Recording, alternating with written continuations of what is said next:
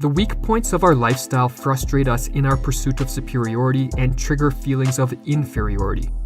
Feelings of inferiority are based on the subjective evaluations we make of ourselves or the conclusions we draw with respect to our ability to reach our goals. If, for example, someone is poor, but money is not an important part of their self-ideal, their lack of wealth will not trigger inferiority feelings. On the other hand, feelings of inferiority can arise in the absence of objective inferiorities.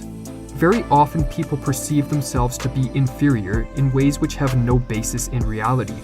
How we react and adapt to our inferiorities strongly impacts our psychological health and the overall quality of our life. Adler suggested there are two primary ways people deal with feelings of inferiority. Either we see the circumstances which produce them as challenges to be confronted and so make use of coping behaviors, or we view them as problems to be avoided and resort to safeguarding behaviors. Safeguarding behaviors are used in the attempt to convince oneself and others that the reason they have failed to address their inferiorities and moved closer to their goals is because certain obstacles, which they claim lie outside of their control, are impeding their progress.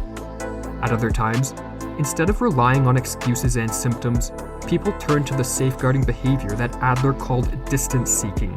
This entails procrastination, or only taking the tiniest of steps forward before falling back into one's comfort zone. Adler saw those who rely on safeguarding behaviors as pitiful individuals who made use of transparent tricks in order to escape life's duties.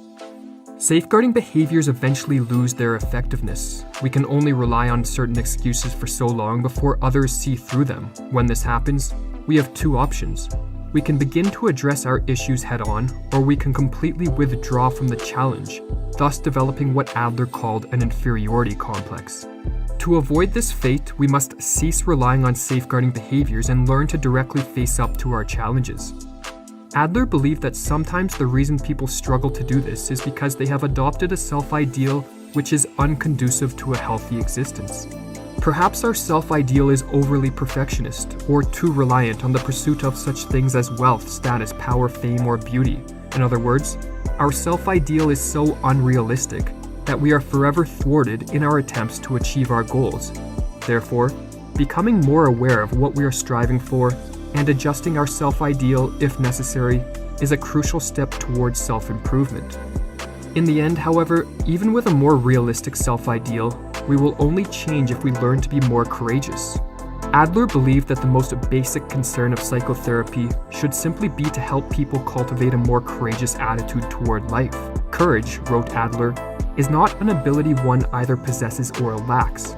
Courage is the willingness to engage in a risk-taking behavior regardless of whether the consequences are unknown or possibly adverse.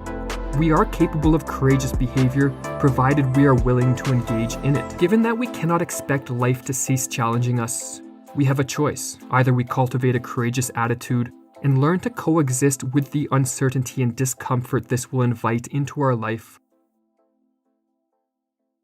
or we doom ourselves to waste away our days, receding further and further into the misery of our comfort zone.